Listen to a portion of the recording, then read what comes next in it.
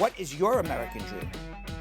My American dream is we all get along and love each other.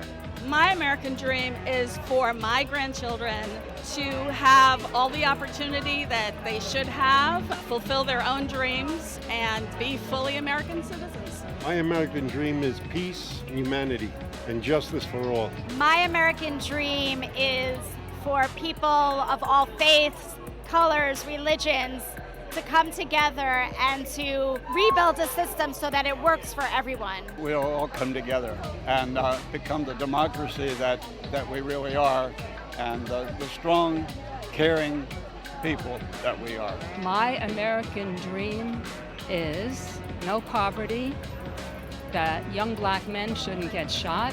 My American dream is that we can be a wonderful, colorful, diverse America, that we just all love each other and accept each other as we are. My American dream is that every single American, every single person on earth is treated with the same respect and dignity afforded to everybody. Every single human on this planet should be treated with love and compassion.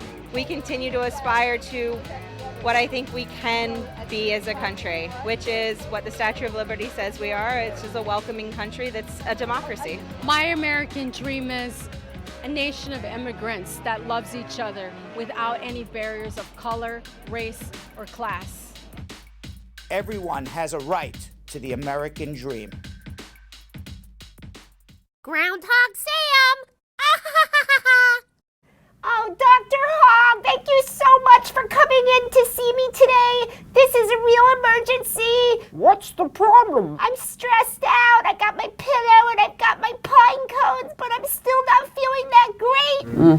Yesterday, I found out that Groundhog George went with Brad to California. I can't believe it. What? I'm so upset. I thought Brad and I had a very special relationship. Very interesting. And now I feel like Brad likes it more than me. Sam, tell me a little bit about your childhood. Well, Dr. Hogg, I was the runt of the litter out of 10 groundhogs. Brunt of the litter, I see. Okay, got it. I was the last one to come out and the smallest. My mom, she loved me very much, I know that. But the thing is, with 10 of us, it was very hard for her to keep track. And once I got left in a tree overnight. And ever since then, I've had terrible abandonment issues. This whole thing with Brad is really bringing that up, that time when I got left in the tree when I was just a wee little groundhog. What should I do? Well, Sam, I understand having abandonment issues, but in this case, you've really jumped to conclusions. I can assure you there's nothing going on between Groundhog George and Brad. I ran into Groundhog George as I was coming in today, and I'll tell you, he's skulking around outside because he knows that you're upset with him. However, he explained to me that he just went to California to visit family. It was a coincidence that Brad and George were in California at the same time. Nothing to worry about. Brad and you are super tight, and that will not change. Oh my goodness! I didn't realize that. I guess I just jumped to conclusions. Oh, you know what they say, Dr. Hogg? Assuming makes an ass out of you and me. Ha ha ha. Oh my goodness. Well, woo. I feel much better now. Thank you, Dr. Hogg. Sam, our time is up. But I do think we have remedied your situation for today, and you should just have a nice, pleasant weekend. Good day. See you soon. Good day. Glad to be of service. Oh, what a relief. Oh, hello, Brad Squad. Happy Friday. Wow, I feel so much better now that Dr. Hogg explained the whole situation. That it turns out Groundhog George did go to L.A., but he didn't go with Brad. He went to see his family. Oh, wow, woo, I feel so much better. Anyway, did you miss yesterday's episode of Brad Show Live? Well, in case you did, Jonathan Yo-Yo Elias went to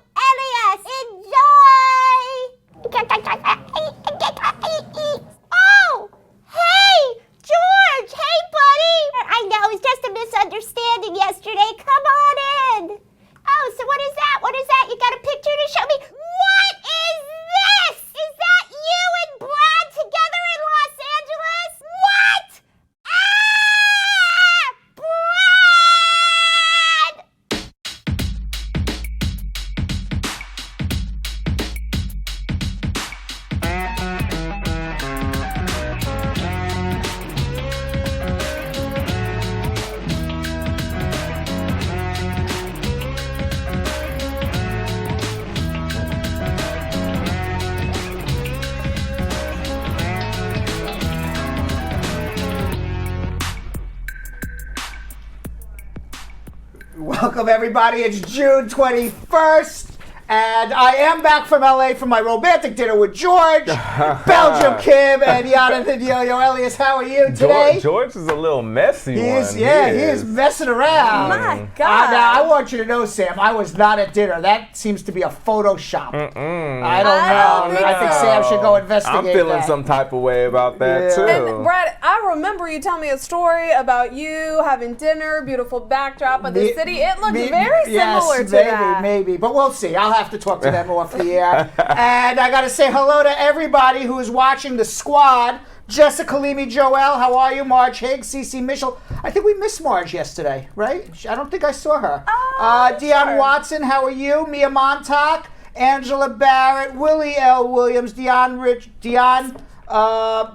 Watson, Asset Lindo, Dawn Harriet, Angela Barrett, I said Asset Lindo. I'm a survivor. 101 degrees in Arizona. Just cooling down there. Who else we have here?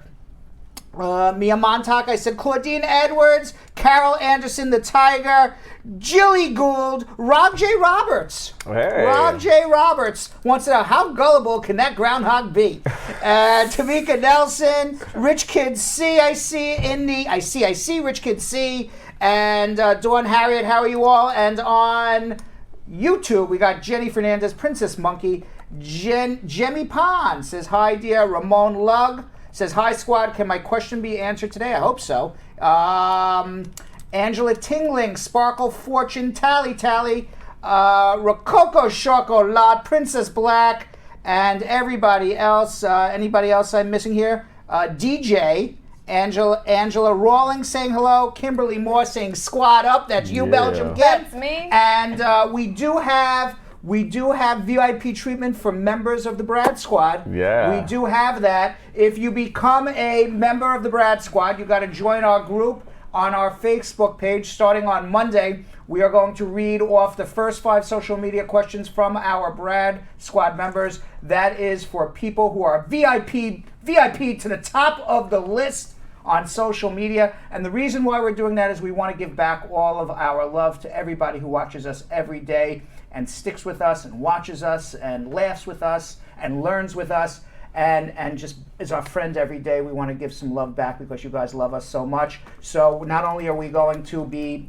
for members of the Brad Squad, reading your social media questions off first, the first 5, as well as we're going to be giving you some extra content. We're calling it the VIP Brad Squad Experience. I think it should be VVIP. VVIP Brad Squad Experience. Very important. And why don't you let everybody know, Belgium Kim and Jonathan Yo-Yo Elias, what they need to do to join the Brad Squad and what they need to do to become a Brad Squad member.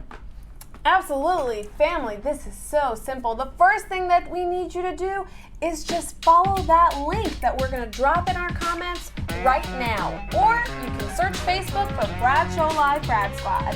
You click join group, and let me tell you, Jonathan and I are going to go crazy accepting all of your requests. We'll do it during the show. You'll see us looking down. That's what we'll be doing, accepting all of your, hopefully tens of thousands of requests to join our Brad Squad. Yes. So do that. Do that. Make it happen. Brad. Do that now. Oh, I thought you were going to tell everybody to... Never mind then. To join the Brad Squad. Okay, the Brad Squad Spotlight. We got Dane C. Williams. We have a Brad Squad Spotlight. We are a little off today. I did exactly what I thought we were going to go schmoozing. But we'll talk about Dane C. Williams as part of the Brad Squad Spotlight. A little off today. Dane is from Guyana, South America. He lives in Pennsylvania. He's married with 5 kids, has a wife, and all his kids are U.S. citizens. Now, Dane started listening to myself, Brad, on the radio. Why am I talking in the third person here on this card? Dane started listening to me on the radio and has been a follower ever since. He says, I find Brad to be honest and straightforward. I always recommend family and friends to his law firm, and when I'm watching Brad Show Live, I always share. He looks forward to hiring Spar and Bernstein to help him with his upcoming immigration issues. And that, my friends, is Dane C. Welcome. We love Dane C. Welcome because we always say he's welcome to join us whenever he wants. Yes. Right? And Belgium Kim and Jonathan Yo-Yo Alias. I thought we were going to be getting into our schmoozing, and I thought you would transition from join the Brad Squad to also share. I didn't realize you were coming back to me. We had a little miscommunication, and I was going down and typing to Jill, and then I look up and go, oh. Hello. It's my face. It's my face. So Belgium Kim and Jonathan Yo-Yo Alias, before we get into schmoozing, we got a lot of immigration questions to answer. Tell everybody what they need to do to share and be our friends. Absolutely, absolutely. Everybody on Facebook right now, share. And you guys have been asking what my shirt says. It just says Love Chaser. That's all I am, chasing love. But please, you guys, share right now. And in order to share, just click that little arrow that says share. Share to anybody's page. You can share it to inbox. You can share it to groups. Any groups that you think might benefit from the show, please share right now. And also, we just put down a link, and click on that link. You can become a part of the Brad Squad crew, official. We already know that you guys are a part of the Brad Squad, but we need every single one of you guys right now to click that link and press join, and we will accept it right now as we're talking. All right, and also we definitely want interaction from you guys. We want to know everything you guys are thinking about. We're going to talk about some pretty interesting stories, so I need you guys to like, love, wow face, sad face, laughing face, mad face, whatever you're feeling about the orange man. Just let us know about that in our comments as well. And also, social media questions. We are going to be answering a lot of questions. We've been having a high volume of questions coming in, so make sure you put it in right now so we can make sure to get to them, all right? And of course, we definitely want you guys to start a watch party. In order to start a watch party, all you have to do is press the share button, a couple options down that says start a watch party, and you can basically have everybody come to your big old theater, all right? You're hosting a watch party yourself, so you're almost like a host. You know, we're all co-hosting each other, okay? And Kimmy, what are we gonna do on YouTube? On YouTube, the first thing we need you guys to do is make sure that you have subscribed and hit that little bell. That's how you know that you're gonna get a notification every time we go live, because most of the time it's 5:30, but most of the time it's a little bit after. Also, make sure that you are commenting, that you are telling us everything you think and feel. I just saw Faith Walk on Facebook, who said she was a first timer. She's already commenting up a storm. Up? What's up, Faith? Now YouTube crowd, take a page from Facebook and start commenting us and telling exactly how you feel about the show. And the biggest thing, of course, you can do to help us is share the show, guys. On YouTube, make sure that you hit that share button. Make sure you hit copy link and paste it into a WhatsApp message, into WhatsApp groups, into your tweets, into your Instagram bio, wherever you want to put a URL or any kind of link, that's where you're going to put it. In every tweet, fam. Literally every tweet for the next 3 hours. Okay, family. And now is the time you have all been waiting for. It's that schmoozing with Brad time. That's right. It's Friday schmoozing. It's not so much yay stuff here in the news. I'm perusing right now. Donald Trump has cut $370 million to Central American countries, El Salvador, Guatemala, and Honduras. And that is on top of $180 million that was approved last year by Congress that he will not be doling out to Central American countries. These are the Central American countries where people are fleeing poverty and violence. And Donald Trump is screaming and yelling, stay in your own country, right? So what better way to get people to want to live in their own country than make them poorer than they already are? What better way to make people not want to come to America but make their lives even more miserable by cutting $500 million in aid to Central American countries? If anything, he wants people to stay where they are, double the aid, triple the aid, quadruple the aid. You'll spend more money making their lives better than building a wall, putting the army on the wall, and housing them in jail. But you want to know what? American companies won't make as much money housing immigrants by giving money to Guatemalan companies to help them, or Guatemalan government to help them, or El Salvador, because it's just not money making for Americans. It makes a lot more money to put people in a jail and have a private company get money to put them in jail. So unfortunately, what we will get is more Central Americans coming to America. That's what's going to happen. Meanwhile, for people who are signing affidavits to support Donald Trump is making a memo. We'll see how this is going to be enforced. We don't know. But right now, that when you sign an I-864 affidavit of support, you are making, it has always been like this, you are making a contract between the United States of America and you, the petitioner. So when you sponsor your spouse, you sponsor your brother, you sponsor your child, you sponsor your son-in-law or daughter-in-law, you are signing a contract between yourself as the sponsor and the United States of America that you will support your family member 125% above the poverty level. Now that contract says in the fine print that if you fail to do so and your family member gets need-based government assistance, the government can turn around and ask you for reimbursement. Whoa. Now, that has always been the law. Reimbursement. That has always been the law since 1996 for 23 years. Okay. Never has the U.S. government gone after, whether it was under the Clinton administration, the George Bush administration, or the Obama administration, never has the U.S. government gone after somebody who signed an affidavit of support if their family member got need-based government assistance after they got here. Take, for example, God forbid, I sponsor my parent to come here to the United States. My parent is extraordinarily healthy. But you want to know what? 6, 7 years later, God forbid, my parent gets cancer. Right. And my parent doesn't have health insurance. Right. Because Donald Trump is not in favor of universal health insurance. It's not a God-given right to have health care, which it should be. Right. Okay? So my parent has to go collect Medicaid to pay for cancer treatments that could be millions of dollars. Guess what? Government's now going to turn around and sue me for those millions of dollars. Right. Okay, I'm now going to be responsible for either having to be bankrupt or have my parent die. Sheesh. I don't know how this is all going to work out. I don't know how this would all work out. I think there would be a lot of lawsuits. I think, again, it's a big scare. I would love to see the government start trying to collect money, reimbursement from American citizens. Right. I don't think those American citizens and those family members and those people in the community will like to see that happening. No. Right. And I don't think that politicians would be really willingly getting reelected with that type of situation going on. Absolutely. When it hits home and it hits in your pocketbook, I don't know. Yeah, you're right. We will see what happens. We will see what happens. Meanwhile, the planes were supposedly in the air, and it was about 10 minutes to strike Iran because they downed a drone from 2 days ago. Now the United States claims that drone was in international waters.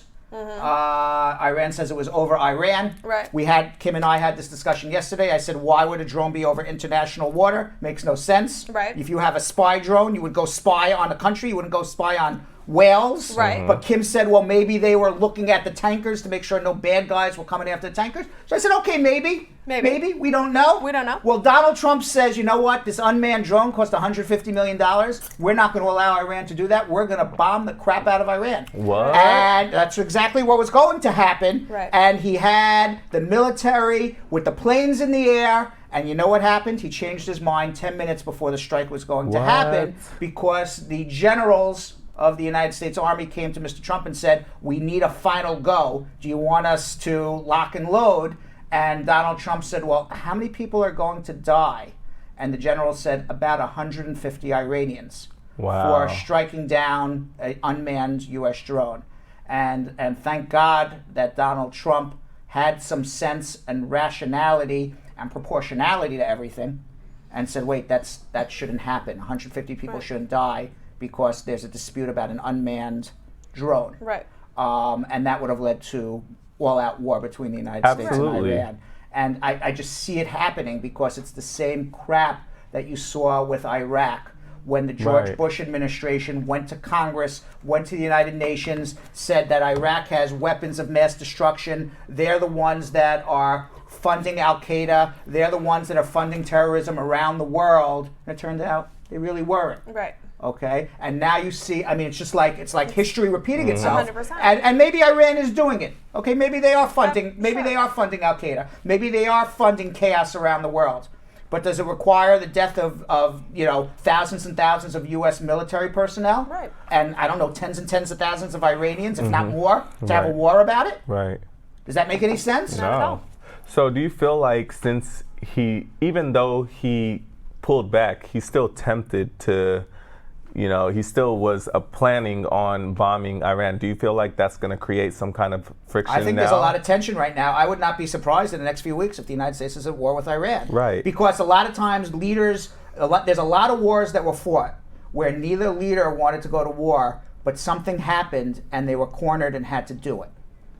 So it's possible that somebody makes a mistake I can't see and Iran you get cornered and have to do it. Right. It's very, very possible. And that's literally, you're absolutely right, Brad. Those are the stakes. Right. And the person who is most likely going to make a mistake is the president of the United States, who has a nuclear arsenal, talking to another leader who probably also has a nuclear arsenal. Well, we don't know if they have a nuclear arsenal, but they're pretty close to getting one. Pretty damn close. Right. And you know what? It doesn't really matter because death is death, whether it's Iranian, American. Death is death. Right. Humans are going to die. Yeah. Nobody wants to see anybody die. Everybody wants to live in peace.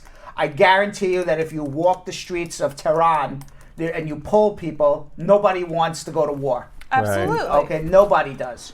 So we'll see what happens. Meanwhile, Donald Trump threatened a Time magazine photographer. Yes. I'm tired of this Donald Trump already. Why do we just have Trump? It's just so much. Forget Trump. Forget him. Thank you. Forget more Trump. More Trump. More Trump. Yeah. Forget it.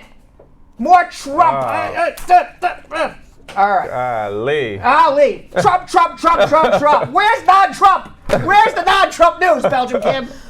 Just so much. I can't take it anymore. Trump is not ruining our planet. He's Brad. ruining our planet. He's ruining my life today with his Trump. Amen. He ruined mine today as well. Brad. Yes. All right. So let's see. Meanwhile, Jonathan Yo-Yo Elias, you can move into Notorious B.I.G. You know him? I sure do. Childhood home for $4,000 a month. What? Yeah. His the Wow.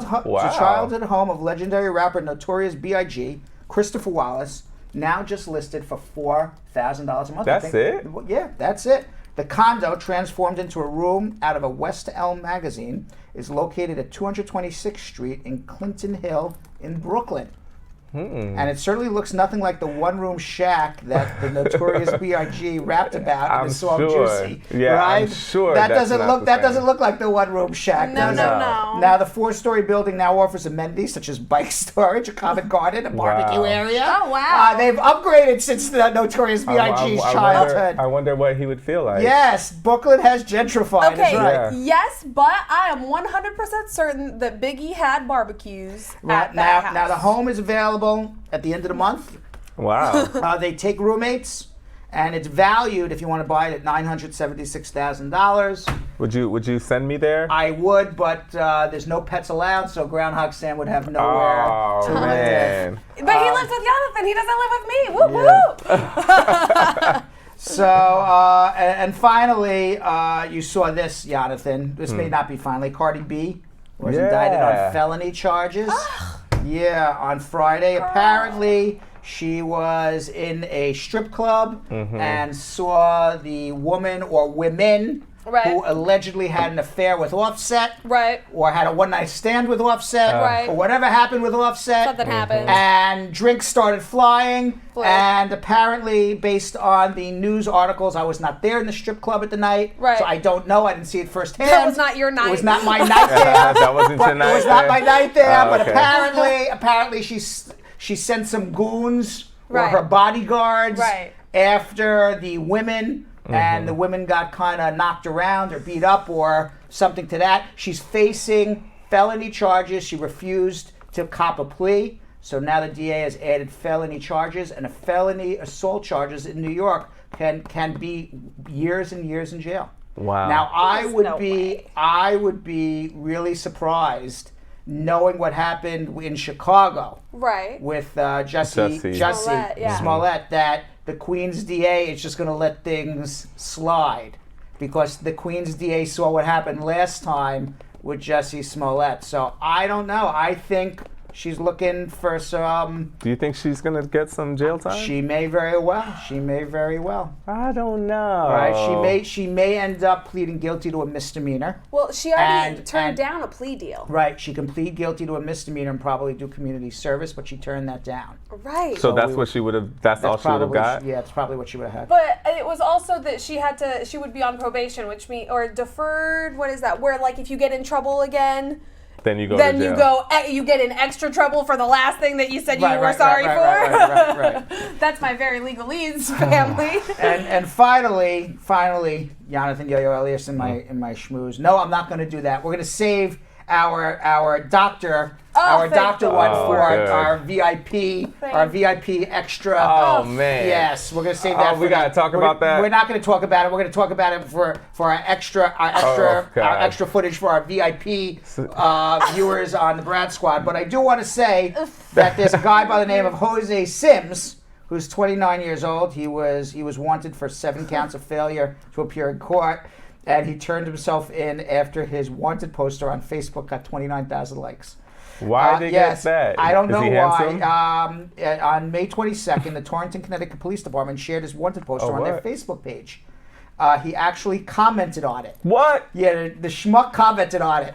And writing that he would turn himself in peacefully if the post got 20,000 likes. Damn, that's a trash pic of me. I mean, that guy is an idiot. In unusual fashion, the police made a counteroffer asking Sims to lower his threshold to 10,000 likes. And they eventually split the difference, agreeing on 15,000 likes in these comment section back and forth. Then all of a sudden, people started sharing the post, and then it got picked up by the media. And next thing you know, in 24 hours, this page got 15,000 likes, his wanted poster, and Jose Sims finally turned himself in. He was taken into custody. He actually obliged the agreement. That's amazing. He obliged the agreement, and he was taken into custody and charged with 4 counts of first-degree failure to appear, 3 counts of second-degree failure to appear. His bail was set at $30,000. By the time he turned himself in, the Facebook page already posted at 29,000 likes. Oh my God. He would have turned himself in either way. But did you see what the cop said? The department said under what he basically said, "Damn, that's a trash pic of me, and only 13,800 more likes to go. Nice job, Torrington." And then the City of Torrington Police Department said, "Jose, it's the only one we had. Hopefully, we'll get a quote unquote good one soon." What? Wow. I gotta be real. I have an incredible amount of respect for whoever is running Torrington's social media Absolutely. page. Yes, that was really. Well, I can't believe that the guy actually turned himself in. I gotta be real. I was digging through this a little bit, and That's they crazy. are A1 on their social media. You need a job? Crazy. Yeah. Look, come over here to the Brad Show. Yeah. We like their social media. We do. All right, and with that, Belgium, Kim, Jonathan, Yo-Yo Ellis, please tell everybody to please share one last time, and I'm going to be answering their immigration questions in about 45 seconds. Absolutely, Brad. Our Facebook fan, I'm going to talk to you guys first. The first thing that we need you guys to do is, of course, if you haven't done so already, like and follow the page. What are you waiting for? Brad Show Live, right here, right now. Also, make sure that you leave us your little comments, your little sweet nothings. Yesterday, Ask That Window literally left us a poem, fam. Step your games up. Also, make sure that you are hitting that share button, right? Yeah. Make sure that you are hitting that share button. We're expecting a limerick today. What's a limerick? It's like you ride the first and third. You ride the first and third, and the fourth and the sixth, or something like that. Exactly. Yeah. There's like there once was a Brad from New York. Yes, exactly. Also, make sure that if you haven't done so yet, family, make sure to share our show. The way that you do that is you hit that little share button and you start a watch party. That's the first way that you can do it. It'll send a notification out to all of your friends that you're watching it. It'll give you your own comment box. You're literally like the ringleader of Brad Show Live comments at that point. Or you can hit share and just share it in the people's inboxes. Share it into groups that you're a member of. You know that you get a ton of messages from all of those groups that you're in all day long. Send it to them.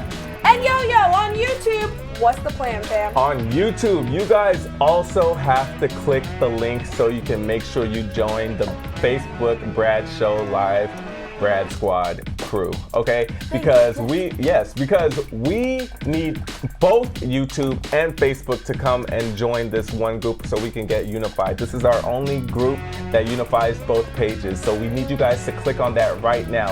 And remember, AUA, ask us anything. You guys can ask us anything you want, individually or as a team. So make sure you click that right now and join.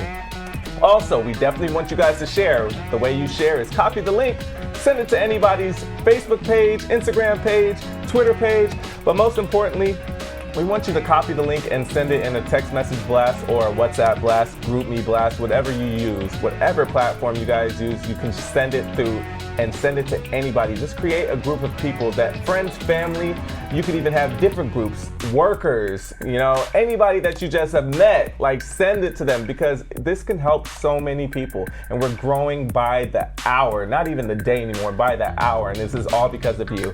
All right, and also of course interaction, we definitely want to hear what you guys have to say in the comments and please put all your social media questions. I see you guys slamming us with social media questions. Keep it coming because we're going to try and get to as many as we can, but you have to put it in early so we can make sure to get to yours. And if you're watching on YouTube right now, please subscribe. Please subscribe. That little red rectangle box, just click it. It's so easy. And not only that, but click the thumbs up. Everybody watching right now, I want everybody that's watching right now, please click that thumbs up, all right? Now this is what you guys have all been waiting for. When you guys call in and ask Brad all of your questions with getting answers to your immigration questions. All right, so I got some instructions. Oh. Some instructions, Belgium Kim and Jonathan Yo-Yo Elias, What's up? for some getting answers to your immigration questions. Uh-oh. I have noticed that when I take the telephone calls, I go, hello, you there? Hi. Oh, yes. Are you there? Yes. You waited all this time, where are you? Okay, the reason why we're doing that is because you're listening to the Facebook or YouTube feed instead of listening straight to your phone. So right now, everybody who is on hold, we're going to start with Doreen, then we're going to go to Aisha, then we're going to go to Stephania, and we're going to move on down. Listen to your phone, so when I say, hi, you're on the air, we can start the conversation right away. It makes for a much better show than me going, hello. The other rule, the other instruction. Yes. What is it? Be succinct on your question. Please. Okay? Sometimes we get some questions, even yesterday, where I know you want to tell me your life story. Okay? I came here on a visitor's visa. I got married. I got divorced. Then I met my next wife in the Red Lobster. I don't know why I always like to say the Red Lobster. Because Beyonce takes her man to the Red Lobster. Yeah, I like the Red Lobster. Then I was at the Red Lobster. We had tails. We had a potato. Then we got married, and then we went on our honeymoon. And then I filed my papers, and I got my work permit, and I got my advance parole, and I traveled, and I came back, and then we had a sunny vacation in California. And then we came back from California, and I eventually got my green card. And I got a 2-year green card, and after I got my 2-year green card, I filed to remove the conditions of my permanent residence. And when I removed the conditions of my permanent residence, my ex-wife moved out on me, and then she came back in, and then we got together, and then I got my green card. I got my 10-year green card. So I'd like to know, when can I file for my citizenship? Okay, so all you have to come up with is, when can I file for my citizenship? And then if I need to ask more questions, I will. We don't need to go through everything. And Tally says it right. Yes. No stories, please. Exactly. All right. And with that, let's go to Doreen in Clarkston, Georgia. Doreen. Hey, Brad. Hey, how are you? I'm good. Hi, Kim. Hi, Belgium Kim. Yes, hi, Belgium Kim. And Yo-Yo. And Jonathan Yo-Yo. Yes. What's up? Hey. What's going on, Doreen in Clarkston, Georgia? I enjoyed you guys almost every evening. Thank you. Every afternoon, yeah. We need to change that. We need to change that. Listen, Doreen, we need to change that to every evening. I heard you say almost every evening. I wanted it every evening. You know what? And you know what? I shared it with my family in Jamaica. Oh, thank you. What's your question, Doreen? What's your question?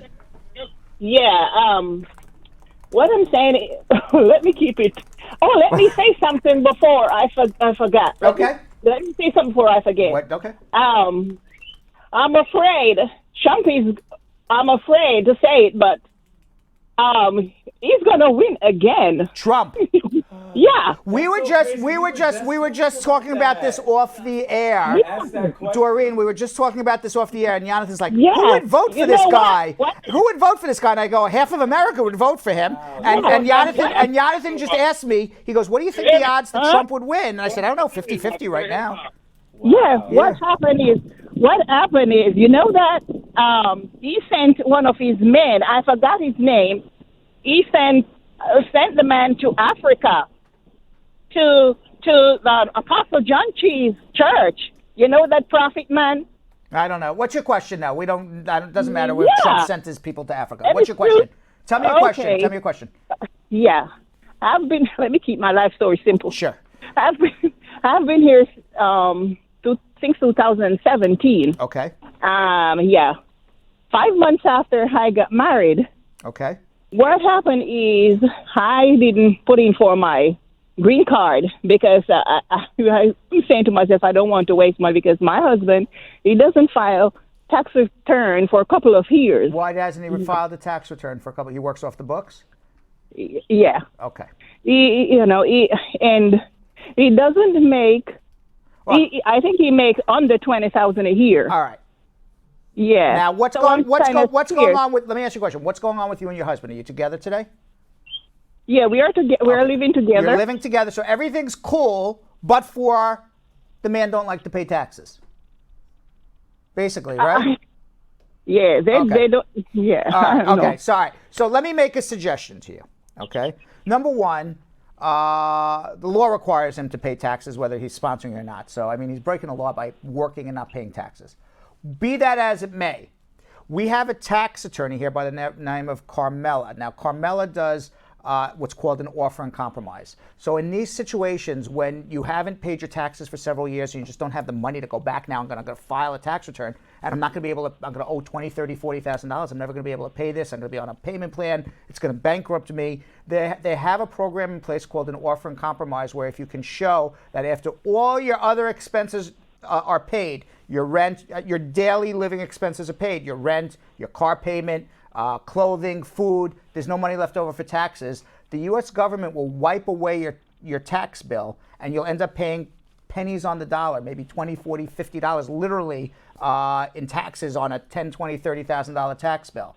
So what I would suggest we do, okay, in your particular situation, is let your husband, it's a free consultation, let your husband have a conference with Carmela by phone. Okay, see if he qualifies for the offer and compromise. If he does, let's file the back taxes. Then he can file for you. And if he doesn't earn enough money, he could always get an affidavit of support from someone else. But he's got to get the taxes done.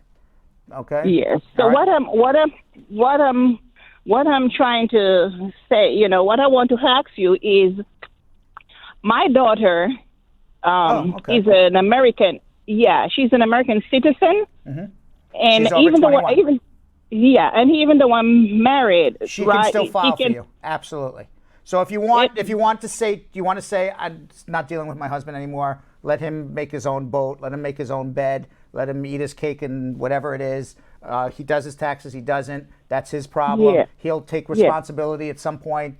Karma's a bitch, which is basically that's life. Karma's a bitch. Eventually, it's going to come and bite him. It's going to bite him in the ass eventually. But your daughter your daughter can file for you, and it has nothing to do with whether you're married to a U.S. citizen or not.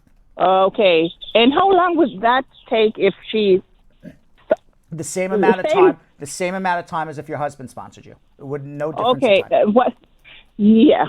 But what I was saying, I don't know if when they would say why she overstay her visa, because I came on a visitor's It doesn't visa. really matter. The law says that if you have a child and that child is over the age of 21 and that child is a U.S. citizen, that child is allowed to file for you whether you overstayed or not. It's irrelevant why you overstayed. You could have overstayed to work. You could have overstayed because you felt like it. You could have overstayed because I got lost on my way to the airport. It doesn't really matter why you overstayed. It's actually irrelevant because the law says you're entitled to a green card anyway.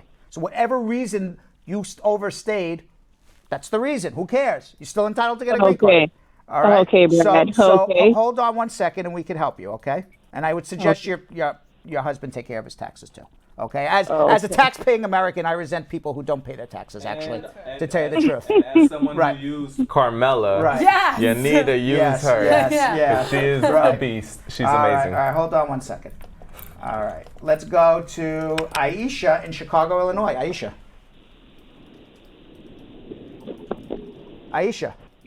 Hello, sir. How are you? Good evening, sir. How you doing? Sir. What's going on? Yes, sir. I got a receipt here, and in the receipt it said we have sent the approved petition to the U.S. Department of State National Visa Center. Right. 32 Rose. Okay, who's sponsoring you? Who's sponsoring from Jamaica. you? Who's sponsoring you? My husband. My husband is a Jamaican. I'm in Nigeria. Your husband, you're Nigerian. Your husband's American? My husband is a Jamaican. Your husband's in Jamaica. He is a Jamaican man. I'm in Nigeria. We got married here in America. Aisha, Yes, I didn't ask you where your husband was born. I asked you, is your husband an American citizen? No, he's a green card holder. He's a green card holder. Okay. Yes, sir. And how long has he had a green card? 4 years, 2 months. 4 now. years and 2 months. So after Yes, your sir. I-130, and you're here in the United States in Chicago, correct? Yes, sir. And you overstayed your time. Yes, sir. All right. So your husband, how do you get his green card? His mother filed for him. His mother, perfect. All right. So he's had a green card for 4 years and 2 months. Okay. Yes, sir. What I would suggest you do is 2 things. In about 7 months or so, or 6 months probably, depending on when day he actually got his green card, he's going to become eligible to file for his citizenship. And he should put in his citizenship right away. And then you should write the National Visa Center and tell them that your husband's in the process of becoming a citizen, and when he does, you're going to adjust your status in America, in Chicago, Illinois, and please return the file from the National Visa Center to USCIS. You do that in letter form. And the reason why I would say we do that, rather than usually, because people are going to say, Brad, what about the provisional waiver? You talk about provisional waiver all day long, and now all of a sudden, why can't she do a provisional waiver? Because the provisional waiver is taking over a year. So by the time you get the provisional waiver done, your husband should be pretty close to becoming a citizen. It'll be a lot easier to adjust your status here. So because he's 4 years and 2 months or 4 years and 3 months into already being a permanent resident, at this point, it doesn't pay to do the provisional waiver.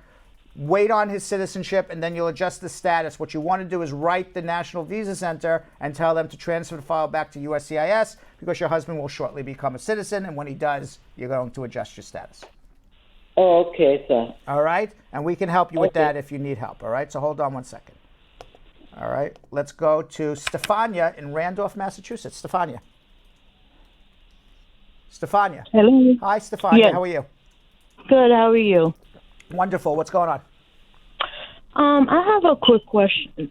My question is, I filed for my stepkids since September 2018, and then when I check online, and then they saying that they transfer the case to another USCIS with a jurisdiction, something like that. Jurisdiction. So I'm not sure what they mean by that. Where are your stepchildren? Where are they living right now?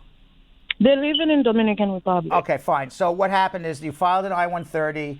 Trump administration's delaying all these cases 12, 15 months. Why they transferred the case to another jurisdiction, they're just shifting workloads around. So you don't overthink why they did that. The problem is this case should have been approved 4 months ago. Nobody's looked at it yet. And at this point, what I'm telling people is after waiting 12 months for an I-130 to get approved and it has not been approved, you can continue to wait, or you can file a mandamus and get it approved a lot faster. You're not at that 1 year mark. You're at about 9 months. So what happens is, unfortunately, this process now for your stepchildren is an 18-month process from the time you get the I-130 filed, you get it approved through the National Visa Center. It shouldn't be. It should be less than 12 months, but that's what it is in the world of Donald Trump. What you do is you wait 1 year. If 1 year comes and goes and you still don't have the approval of the I-130, that's when you get going on filing the mandamus. But yesterday I called USCIS. They're saying that it's probably between 8 to 10 months. So if by July I'm not receiving letter regarding the approval. I should file. I should go to USCIS too and file an inquiry, something like that. You can if you want to. It's not going to do anything, but you can file all the inquiries you want. You're talking to people who have absolutely no idea. When you call USCIS, I can tell you for a fact they give you the worst advice in the entire world. All right, because you're not even dealing with people who actually are employed by USCIS dealing with your case. You're dealing with outside contractors who are hired by USCIS to answer the phones, and for some reason they think they can give all the information they want. You can make an inquiry, you're just spinning wheels. What you really need to do, unfortunately, is just wait. And at 12 months, you don't have an answer, you file a mandamus. Because you can make all the inquiries you want, nothing's happening on your case. It's not going to make it go any faster, it just makes you feel better. And then I have another question too. Mm-hmm. So I filed for my husband, and then they send him to do the fingerprint and everything for the work permit since February. Until now, he still haven't received the work permit, and then also for the is it 485? It's taking about 6 months to get a work permit from the time you file. I don't know if you did it right or not. That's assuming you did it right. Again, everything, unfortunately, is delayed. So I don't know why they're taking that long. Why? Because Trump doesn't like immigrants. It's not you personally. It's everybody. So he doesn't like immigrants, so he's purposely slowing everything down. Because guess what? A visa delayed is a visa denied. That's crazy. Yeah. And then another question too, like because I was reading online that he's saying like 10 cities he's gonna start deporting people and everything. What's gonna happen? By Sunday, like in 10 cities. In 10 cities? Yeah. Is your husband living in a 10 city? No. So then what don't I'm worry saying about it. what I'm saying that because my husband he just started to have he doesn't have a paper yet. Nobody's coming to knock on your door to deport him. All right? Oh, don't worry about it. Okay? And God forbid they do. All right? If I'm your attorney, I guarantee you he's not going anywhere. Okay? You already have a pending adjustment. It's a bona fide marriage. It's rhetoric by Trump. He's scaring the hell out of everybody. And then he's scaring people to file. He's scaring people to come to America. He's scaring people to get married. He's scaring the world. Certainly it's immigrants. Certainly minorities. Don't buy into it. Don't buy into it. Laws haven't changed. Okay? Your husband made a legal entry into America. You're a U.S. citizen. He's eligible to adjust his status. He will get his green card. Okay. All right? All right. Thank you. You're That was welcome. my question. Okay. Thank you. Bye. Let's go to Chris in Newcastle, Delaware. Chris. Hey, Brad. How are you? I'm doing well. Thanks for asking. Hey, Belgium King, Jonathan Yayo. How you guys doing? Chris? Hey, Chris. Hey. Hope you guys doing well. So, Brad, my question's to you. Yes. So, I was married in December, last December 2018. Mm-hmm. My wife is U.S. citizen, and I came to U.S. on F1 visa. So I filed papers in this February. It's been like 4 months. I didn't get work permit. Yeah, just if you listen to the other question, it's 6 months for a work permit these days. It's supposed to be 90 days, but it's 6 months. Okay. And one more question. So like I said, I'm an F1, so I got my OPT and the OPT STEM extension as well. Yeah. So what if I work on any other field? I mean, the OPT says like, I have to work on, my master's related work. You can do whatever you want in terms of work at this point because you're getting your green card through marriage to a U.S. citizen. And even if you violate your student visa status, it doesn't matter. Even if you work without legal authority, it doesn't matter. If you work in the wrong job, it doesn't matter because you're married to a U.S. citizen. It's all forgiven. Okay, because now I have a valid OPT EAD, so I can work anything, right? You can do whatever you want. Oh, okay. All right. And one more thing, Brad. My wife is getting Social Security income benefits. I think, let's say, survivor benefits. She's from Michigan. She's getting benefits, survivor benefits. Because her spouse previously passed away. No. Survivor. What kind of survivor benefits? I don't know. The government giving the survivor benefits. Survivor, she never married. What did she survive? What did she survive? I don't know. Because her mom and dad got expired a couple of years ago. Oh, she's through her parents. To her Social parents, I Security. think, Yeah, yeah. that's fine because that has nothing to do with need-based government assistance. Okay. And she's getting Medicaid as well, so is that going to problem to us? Medicare or Medicaid? Medicaid. Medicaid is a problem because that's need-based government assistance. Okay, so if that is Medicare, that's not going to problem, right? Medicare is for people over 65. Medicaid is for people below the poverty level. Those are two different programs. Oh, okay. All right. And So if I need any information, I can make a personal appointment, yes, you right? can. Yes, you can. But Medicaid is going to be a problem. But hold on one second, okay?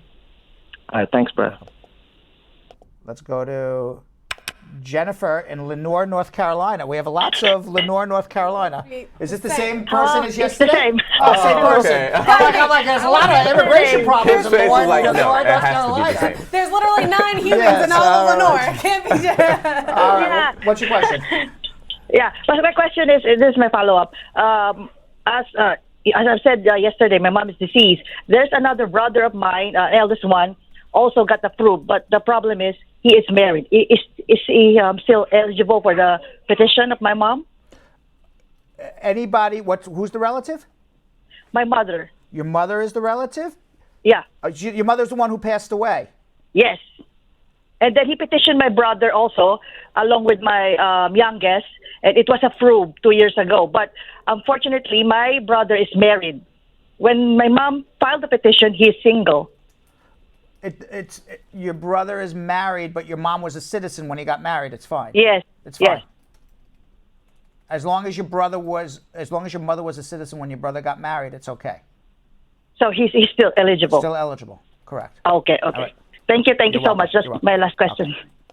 Let's go to Dianand in Houston, Texas. Dianand. Hello. Hi, how are you? Hi, Brad. How are you doing? What's happening? Yeah, I'm a permanent resident since 2012. Right. But in 2017, I had a DWI with a minor. A which in the state DWI of with what? Texas, with a minor. Oh, okay. A DWI with a minor, or you had a some sort of I guess child abuse case with a minor? What are you talking about? No. With a minor? DWI with a minor. Oh, you had a minor in the car and you were over the limit. Got it. Okay. Yes, sir. Mm-hmm. Okay, and you have a green card. Yes, sir. All right. And when did you get your green card? In 2012. And when was this DWI with a minor? It was in 2017. Okay. And when did you come to America? I came to America in 2002. And how did you come to America? I come with a visitor's visa. You came with a visitor's visa. All right. I overstayed and. So what the law says is a DWI with a minor, that's a crime of moral turpitude. It's a deportable offense. Now, it did not happen within the first 5 years of your entry into America. It happened because your entry into America was on your visitor's visa in 2002. So as long as you do not travel, assuming it's a crime of moral turpitude and not an aggravated felony, I'm not looking at your disposition, but I'm going to assume it's a crime of moral turpitude. I'm 99.9% certain, not 100% until I actually look at it. But assuming you don't travel, they can't deport you on that because you only have one crime of moral turpitude, which happened more than 5 years after you entered America. Ultimately, your DWI with a child happened in 2017, you said? Yes, sir. Okay. So if you travel, you become inadmissible re-entering the United States because the laws are different. So you can't travel. But in 2022, 5 years after the disposition of your case, unless you had some sort of probation, then you got to go even beyond that. But 5 years 5 years from the end of probation or your sentence or when you were found guilty, whatever it is, 5 years good moral character, you're going to file for citizenship and not a day before. Okay, not a day before. I waited 5 years, right? Correct. But don't travel because if you travel, you're going to have a problem. I traveled twice already. Don't travel. Okay, don't travel again. You're playing Russian roulette. Got it? Yes, sir. Thank you so much. You're very welcome. Let's go to Saeed in Germantown, Maryland. Saeed. Saeed. How you doing, sir? How are you? Good, thank you. I'm having a problem with the consulate that's we submitted the DS 5535. You haven't. Unfortunately, it's been like almost like 5 months right now. I've seen a lot of inquiries, and I called, nobody answered. Yeah, So you I can't don't get know through. what You to can't do. get through the National Visa Center anymore. I called them. They said, unfortunately, that's out the jurisdiction right now. Yeah.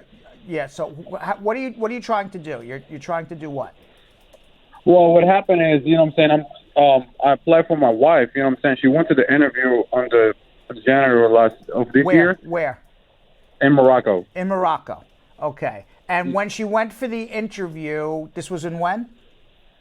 January 31st. Okay. What happened at the interview in Morocco?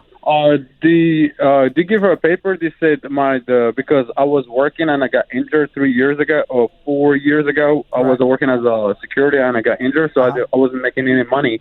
But that or was 4 taxes. years ago. Yes, and what happened that year? I just started working in Domino's and little jobs doing Uber, and my money wasn't enough. So I thought it was gonna be enough, so I sent it because I didn't have any sponsors. But that was 4 years ago. So they asked you for a second affidavit of support? Yeah, they said they need an affidavit support, which we found on February. You gave it in February. And you submitted an affidavit of support from a second person who had a good income, and that was submitted in February. Is that correct? That's correct. Okay. And we sent it with the passport. Okay. And since February, did the government ask you for any additional documents? No, they just sent us the DS 5535. And what does it say on it? Just that we received your documents and your case is under review or something? No, they said you need more information about the beneficiary. They want to do more background on her. They know if they have any social media accounts that they want to look at it. Did you submit all that documentation? Yeah, I submit that on the same month of February. Okay. And since then, have you received anything?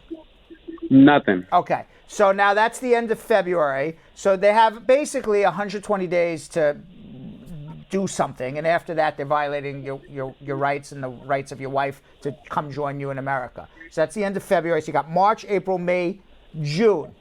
Okay. We're at about 120 days, I would assume, somewhere. Maybe we're at 115 days. Maybe we're at 122 days, something like that. All right. Mm-hmm. At some point, you're going to want a lawyer to contact the embassy in Morocco because you're at about 120 days now and say, hey, what's up? It's 120 days. You got to make a decision. And if after 120 days they don't make a decision, and it's 120 days from the last time they asked you to submit a document. So it's 120 days from when you gave all the information that they asked for. Then you can threaten to file a mandamus, force them to make decisions, but you got to give them 120 days. You're very close. So my advice would be, why don't you have a consultation? Let me see everything you did, and if you want, you can have our office contact the embassy in Morocco, and if they screw around, we can talk about a mandamus. Sure. My last question is, my daughter, she's an American citizen. She was born overboard. She never been in here. You think that's gonna help the case, or it doesn't matter? Well, if it's a child between you and your wife, it helps the case because it proves it's a bona fide marriage. But they're looking. She's our daughter. Yeah. Obviously, it helps the case on bona fides. They're looking probably at security background, something or other with your wife because it's Morocco. Okay. But hold on 1 second. All right. Sure. Thank you. Appreciate it. You're welcome. Let's go to Danny in San Bernardino, California. Danny. Hey, Brad. How are you? Yes, doing good. Thanks for taking my call. My pleasure. Okay, now the question is like, I'm into the United States since 2002. In my immigration history, I had two major petitions, only two petitions. Petition number 1. Where are you from, Danny? Hello? Where are you from? India. You're from India. And you came on what type of visa? H4. H4. So your wife was an H1B? Yes. Okay. And you said you had two petitions. Tell me the two petitions quickly. Okay, petition number 1, I-140. My wife filed it, I-140 and I-45. And I was independent. What year was this? 2004 or 5. Okay, so how come you got a green card or you never did? No. Why didn't you get a green card? I got a green card on you did? petition number 2. Okay, good. So what's your question? Now, let me tell you, I got green card based on my parents' petition that was filed back in 1999, and that is how I got my green card. Okay. Now, petition number 1, I think that got denied, but... What is your question? Now, question is like the attorney who was handling the file, he did some immigration fraud. The guy who did petition number 1 did some fraud? Yeah, immigration attorney, he did some fraud. Okay. And he is disbarred by Department of Justice. He was sentenced for 3 years. But that all happened. You're concerned that may come back affect you when you file for your citizenship? Correct, because my green card has nothing to do with petition number 1. I understand that, but if it doesn't matter whether your green card, and I wouldn't say any more, because I don't want you to put your foot in your mouth. But it doesn't matter whether or not your green card was based on a fraudulent application. You could have submitted a fraudulent application, been denied on that fraudulent application, the government knows it's a fraudulent application, then did everything on the second application perfectly right, perfectly kosher, okay, blessed by every rabbi, imam, and priest and pastor out there. It was so perfect. But the fact that you committed a fraud on the first one doesn't forgive you from being perfect on the second one. Once a fraud bars you for life. Now, if you got your green card properly and the government didn't know about the fraud on the first case and then discovers it when you file for your citizenship, then you got a big problem. They're going to take your green card away and put you in deportation. A fraud is a fraud for immigration purposes. They use the term misrepresentation in the Immigration and Nationality Act. The term misrepresentation has a definitive definition. And the definition is, did you knowingly lie to the government to gain a benefit? Sometimes you lie to the government, you didn't know you did it. Sometimes you lied to the government and it has no bearing on whether you got a benefit or not. So, let's say, the government, they ask you a question, what's the color of your car? And you say it's yellow and it's green. Who cares? It has nothing to do with your green card.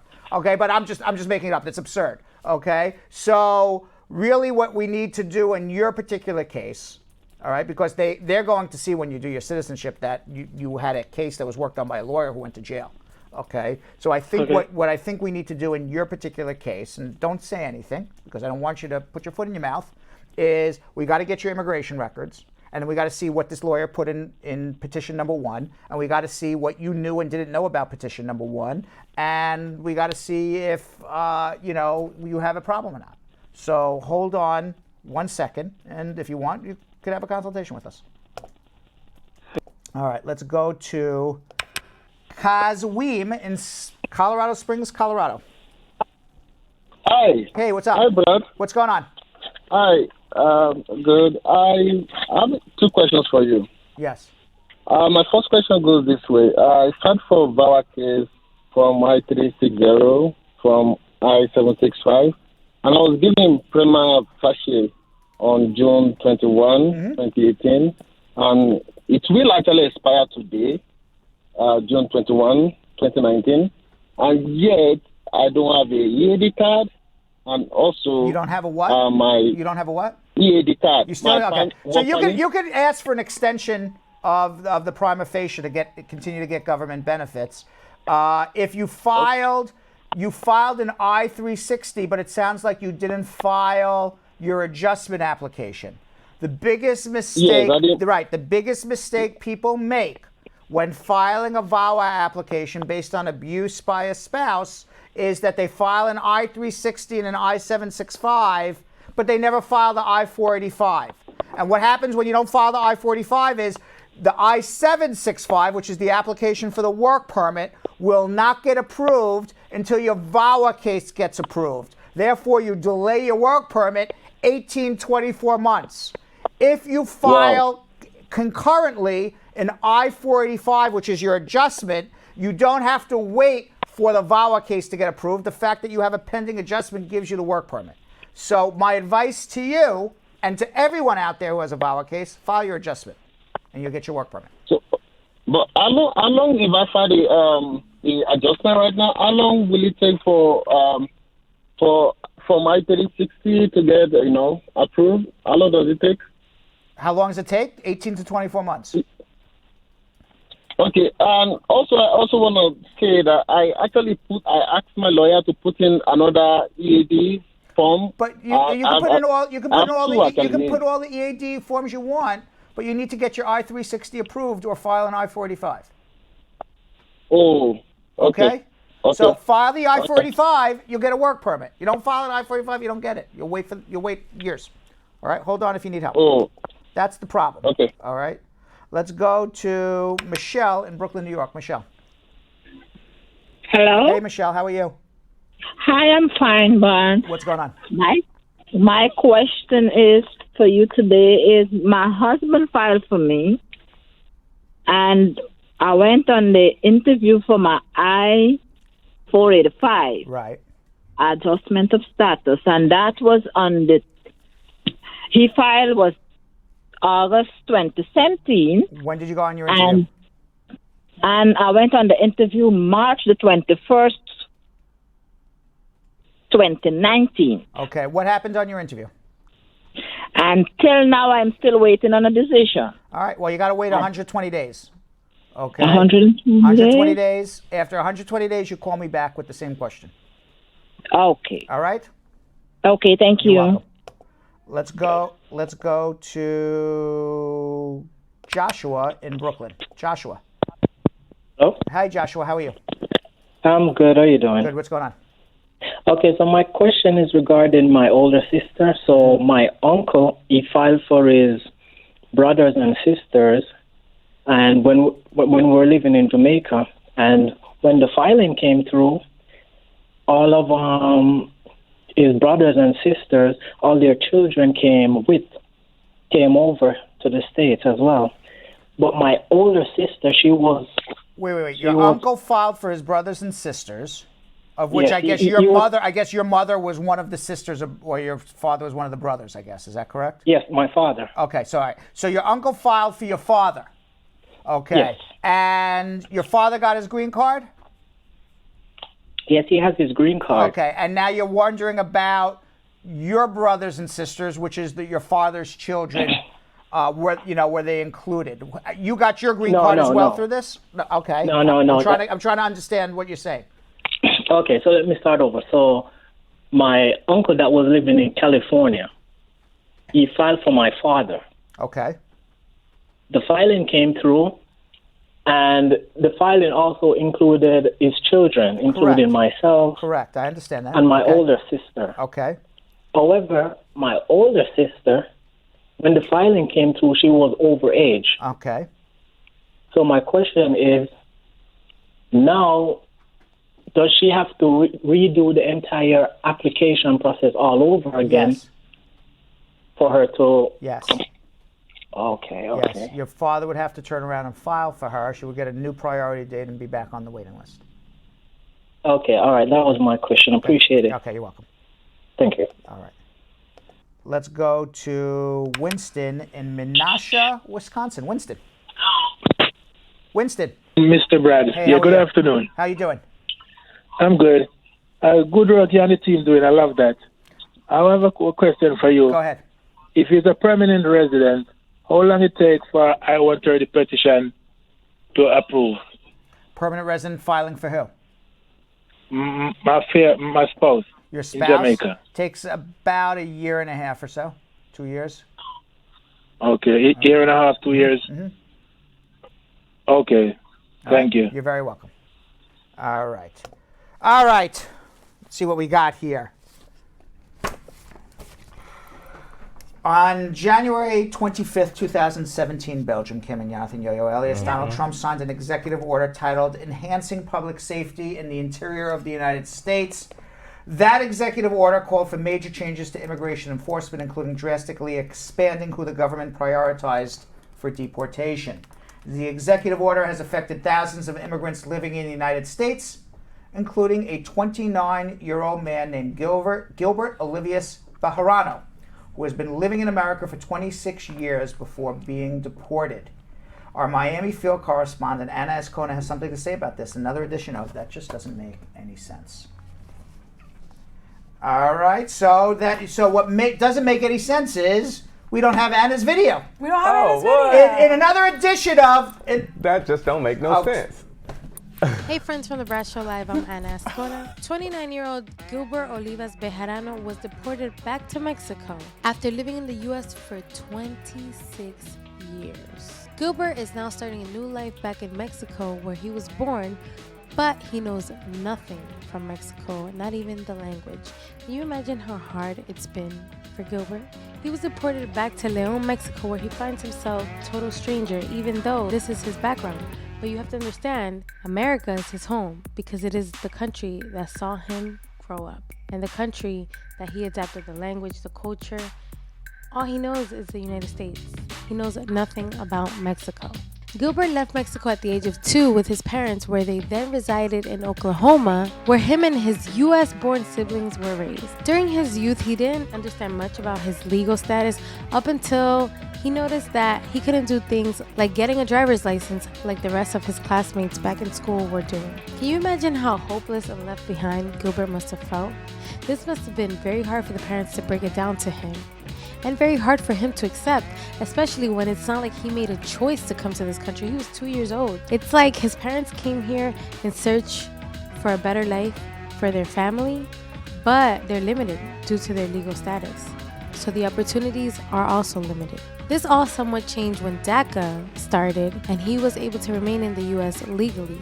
What led to his deportation was driving under the influence of alcohol in 2014 and 2016. Drunk driving is a no-no, but keep in mind that this misdemeanor was not prioritized as a deportable offense during this time that he got caught. This all changed in 2017 when Donald Trump signed an executive order allowing ICE officials to take in any undocumented immigrant who has any type of criminal offense. Okay, new rule, great, but is it fair that Gilbert has to pay for this when his mistake happened prior to this rule being passed?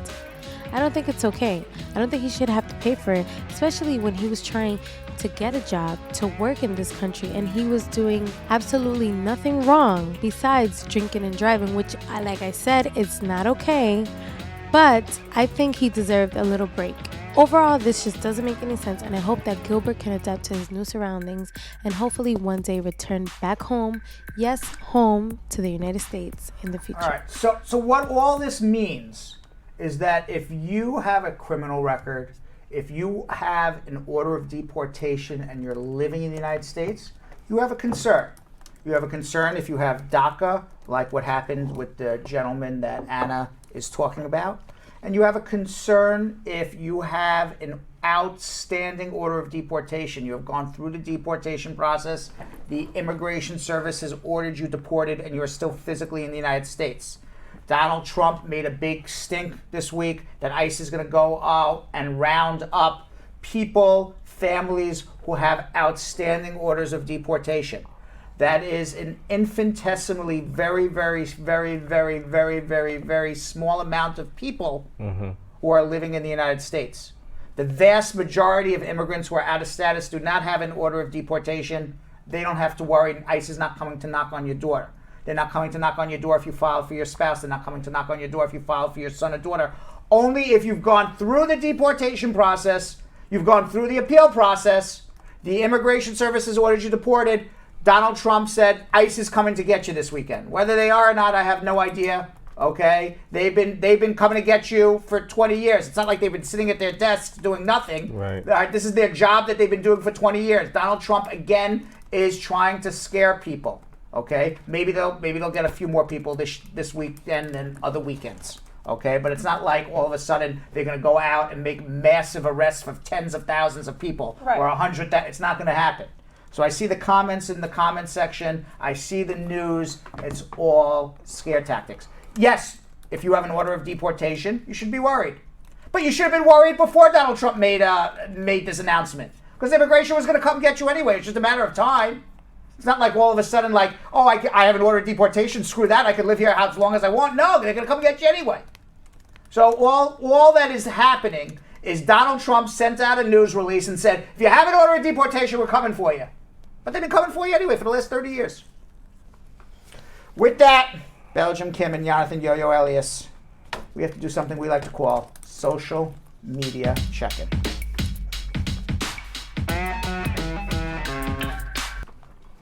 All right, our first one comes from James Gango on Instagram saying, hey, I have a quick question. My wife is in the process of AOS this May 2019. This has been, she's been overstayed since we got married in 2011. We have 2 kids together, got my citizenship this April. With that being said, are we safe? Yes, file the adjustment. Olami on Instagram said, I filed for my VAWA on May 7th of 2018 with an I-765 and I got prima facie a month later. It's now been 13 and a half months and both forms are still pending. What can I do? I don't have a work permit, and how long does a VAWA case take? We answered that question in the telephone calls. I don't know if it's the same person. You got to file an I-485. A VAWA case takes 18 to 24 months. If you file the I-360 and an I-765 and do nothing else, you're not getting a work permit for 2 years. If you file an I-360, an I-765, and an I-485, which is your adjustment, you'll get a work permit in 6 months. All right, transcending on Instagram saying, good evening, Brad. I'm a 35-year-old man living abroad. My interview is in a few months. Should my mother, the sponsor, come to the interview with me, even though she wasn't invited? I'm asking because she wants to attend with me. Yeah, it doesn't hurt that she comes. We've got a follow-up question from yesterday. Juan Davis said that his sister came from Jamaica on a K-1 visa and the relationship didn't work out. So she married another man in 2015 and filed in August of 2017 and had her interview in February. She's showing extreme hardship, but you were saying yesterday that the fact that she married a different man than the one that she came on the K-1 visa is going to pose problems. Correct. So the follow-up is, the lawyer says that her husband could only file for her, so she's also wondering whether her husband can file for her children who are 13 and who are 17 and 21. If they also came on K visas, no. You can only get it through the spouse that you were supposed to marry, as in terms of adjustment here in America. You have to file an I-130, a provisional waiver, go home and come back. It's the only way. Okay. Perfect. So whatever her lawyer is telling her differently than I am, he's wrong, she's wrong, whoever it is, I guarantee you that. Wrong. All right, Joseph USA saying a spouse out of status F1 since months now and already married can travel to a different state before their interview, which is next month, and not facing any problems. Does it matter if your spouse who's a citizen has not been working for months because she was sick when they showed up for the interview in the U.S.? So can the spouse... Yeah, it matters because she may not be able to provide for you above the poverty level, 125% above the poverty level. You may need a second affidavit of support. But traveling within the United States doesn't matter. Okay, so the spouse who's not a citizen, out of status, can travel within the United States, but the fact that the other spouse who is the U.S. citizen is not working may pose a problem. You may need a second affidavit of support. All right.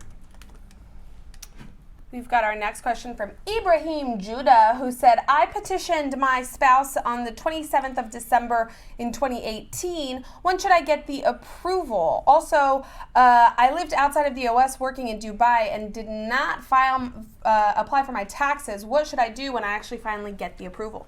Well, you should file your taxes now because every day you wait, it just costs you more and more money, number one. Number two, it takes about 12 months to get the I-130 approved, maybe 10 months to 12 months.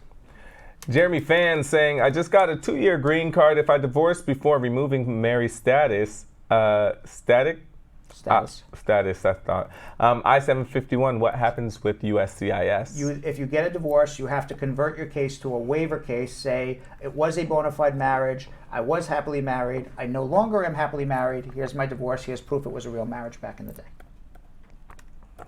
Jeremy Fawn said, I just got 2-year green card, and if I already read that. It's completely messed up.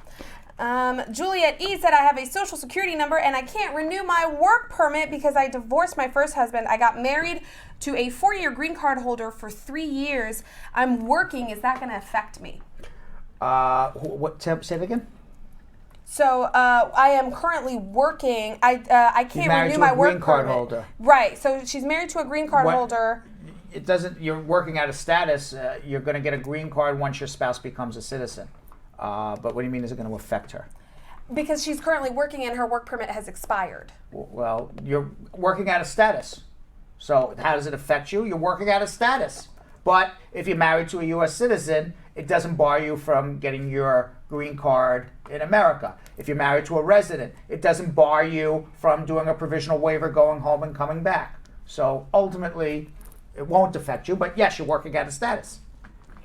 Okay, Ramon has a question. I filed for my citizenship June 2018, and I got my date for July 2019, but I got arrested for domestic battery in March 2019. No charges, case got dismissed.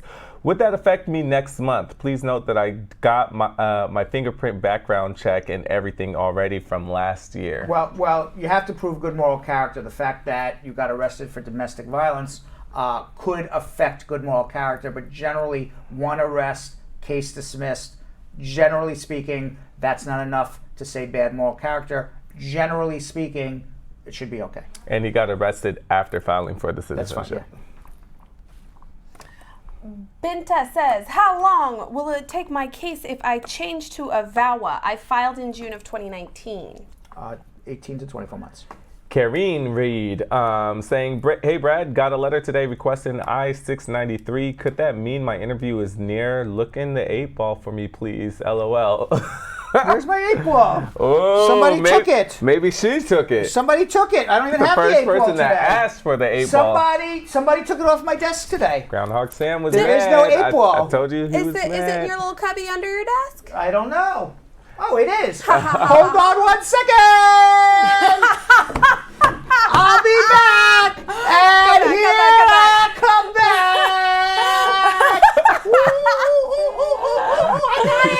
Oh, let's see. What do we have here? Magic 8-ball. What was the question again? I got a letter today requesting the I-693. Could that mean my interview is near? Magic 8-ball, is this person's interview near? It is certain. That's what the Magic 8-ball says. We need a camera hanging from above so we can zoom right in. I'm reading it exactly as it is. Right. Right. Magic 8-ball says certain. There it is. Next. So, but what do you think? About getting a letter requesting for the I-693. What does that mean? Though, I don't even know what she's talking about. But the Magic 8-ball says it's certain. So. I don't know what the I-693. I don't know what that's like. It's a notice from immigration, but I don't know what it says there. Okay, so it's a note, but it could be anything on there. So I don't know. We'll see when the notice gets in the mail. Got you. Right, but it could be an interview. It could be a request for more evidence. I don't know, but Magic 8-ball says it's certain. So according to Magic 8-ball. And Karine did ask for the Magic 8-ball's advice. Yes, exactly. So I'm giving it. What you wish for. Right. Alma said, I'm asking for a friend. Is it too late to file an H? Oh, the I-693 is the medical report, according to Fearless Michelle. Ah. Okay, I see. I don't know all the form numbers. That's the medical. What does that have to do with if you got a notice for a medical? Interview? So would that mean the interview is near? That they requested a medical? No. Okay. But Magic 8-ball says it is.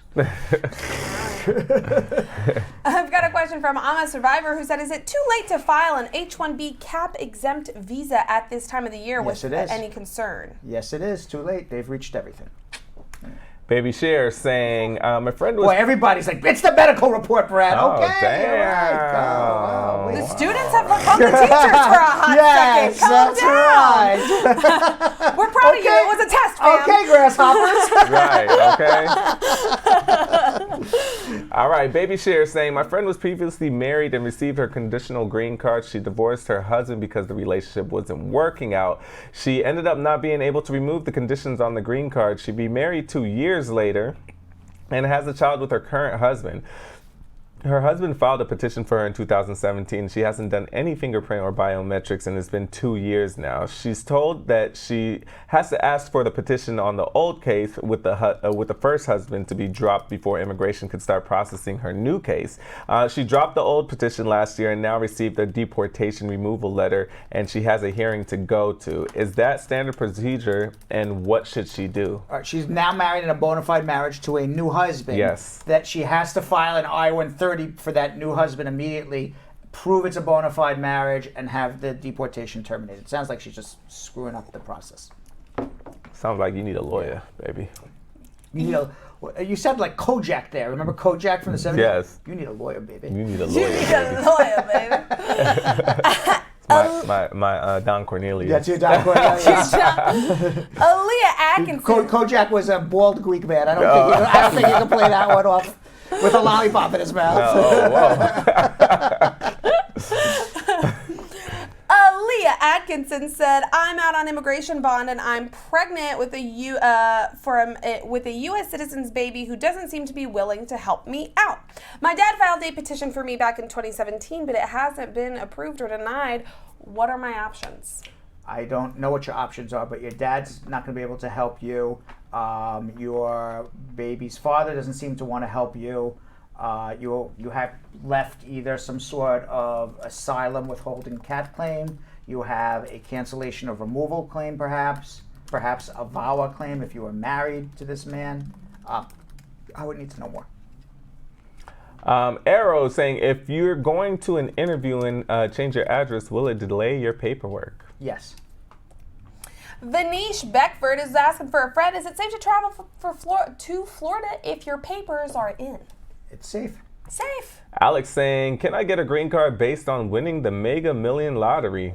I came on an F1 and still in school, but I was worrying if I can get the green card.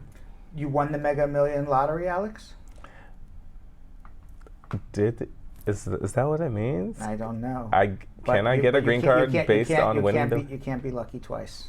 You got the money, but that doesn't give you a green card. You can't buy your way into the No, U.S.? there's no such thing as I won the Mega Millions, now give me a green card. I guess conceivably you can do a multi-million-dollar investor visa. Right. I guess in theory, and invest $1 million in a business that hires 10 U.S. workers and get a green card if you are 245I eligible or if you are in legal status. So you can take that money to make an investment, but the fact that you actually won the Mega Millions is not enough. Years ago, I had a client who won the New York State lottery, won $17 million, was out of status.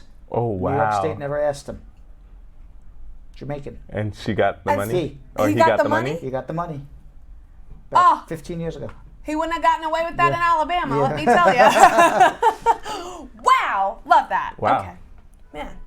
Okay, if you want to share... Marchik says, boy, that sounds like a forward thinker. I mean, if you're relying on winning the Mega Millions to get a green card, I think you got to come up with a new theory. Honestly, real talk, given how capitalist our society is, I would not be surprised that there would have been some loophole that's like, yeah, you win the lottery, you have more than $10 billion, you're good. Yes. We've got Betty asking, I recently got my combo card. And by the way, on YouTube, Swedish Houseboy says Melania bought a green card. True. 100% true. right. Right. She also right. won the Mega Millions. So yes, right. Also, marrying the president or winning Mega Millions. Yes. Betty recently got her combo card and wants to travel to Jamaica. However, she needs to know if there are any documents and why that she needs to bring with her, and why do people actually get taken out of line and get put in a room even if they have a combo card? Because there's a lot of counterfeit stuff and they just want to make sure you're admissible and you can totally travel. You don't need to travel with anything else other than your combo card and your passport. Don't stay out for more than 2-3 weeks. All right. Audrey Miller saying, Brad, this is not a question. I read online that USCIS is moving some cases to other offices because of backlog. Can you comment on this if you know anything? Yeah, they're just shifting work around, and they've been doing this for 30 years. Still kind of a question, Yes. but can you comment? Right. Is a question. I think she meant it wasn't a question for her. Sure. Right. Pretty Mind Love, our final question of right now, until we get to our speed round. Pretty Mind Love said, can I apply for Section 8 housing while waiting on VAWA to be approved? And is it going to affect me getting my green card? I received a Category C31 work permit, so I think my VAWA has been approved. Yes, your VAWA has been approved, and yes, you can apply for Section 8. Fantastic. Perfectly fine. So last Friday, on June 14th, it was Flag Day here in the United States of America. It sure was. And the holiday commemorates the adoption of the flag of the United States on June 14th, 1777 by resolution of the Second Continental Congress. As an added interesting note, the United States Army also celebrates its birthday on this date. Jonathan hit the streets of New York City I sure to did. see the New York City Flag Day Parade. Let's watch. What's up, Brad Squad? This is Jonathan Elias right here in City Hall Park, right in front of Francis Tavern Museum. And today we are celebrating Flag Day. Now, Flag Day is a celebration of the day that the United States flag was adopted, which was June 14th, 1777. Now, this is celebrated across the nation, from small towns to big cities, and often celebrated with a parade like the one that we're in today. And I'm super excited because it is my first one. Since 1916, Sons of the Revolution in the state of New York have put together this celebration and Flag Day Parade. Now, you guys, come join me as we talk to some pretty awesome people and, of course, march in the parade. Let's go.